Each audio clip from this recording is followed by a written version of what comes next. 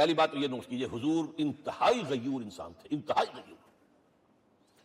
یہ کہا جاتا ہے کہ اگر حضور گھوڑے اس میں سوار ہوتے تھے اونٹ پر اور آپ کا کوڑا نیچے گر گیا تو آپ یہ کسی سے نہیں کہتے تھے کہ ذرا یہ میرا کوڑا مجھے پکڑا دینا، یہ بھی گوارا نہیں تھا۔ آپ اونٹ بٹھا کر نیچے اتر کر اپنا کوڑا خود اٹھاتے تھے۔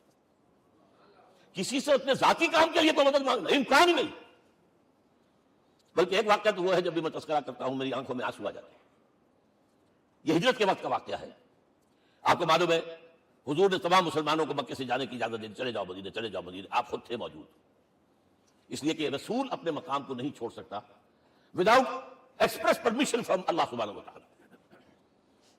اب حضرت ابوبکر پوچھ رہے ہیں حضور اجازت آ گئی؟ نہیں آئی، آ گئی نہیں آئی، دن گزر رہے ہیں۔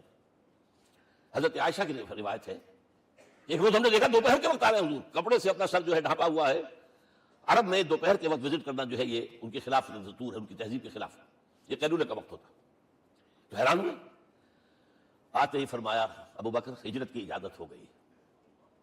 اب انتہائی خوشی سے اور بڑی امید میں کہ بڑی شاباش ملے گی، حضرت ابوبکر فرماتے عرض کرتے ہیں حضور میں نے 2 اونٹیاں تیار کر رکھی ہیں، خوب کھلا پلا کے فرما کیا ہوا ہے، یہ ہجرت میں ہمارے کام آئے گی۔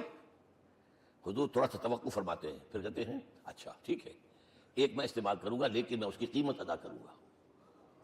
حضرت ابوبکر رو پڑے، حضور مجھ سے یہ مغایرت، سائے کے طرح کے ساتھ رہنے والا، اس سے یہ مغایرت، ذرا سے اشارے پر اپنی کمسن بیٹی پیش کر دی نکاح کے اندر، اس سے یہ مغایرت، رو پڑے۔ لیکن حضور کی اپنی غیرت تھی، میں قیمت دوں گا۔ اب بتائیے مدد کا کے لیے درکار تھی؟ مدد تھی ان کے مشن کے لیے۔ مشن 2 حصوں میں تھا، اس کو جانیے، آج کچھ علمی باتیں آ رہی ہیں۔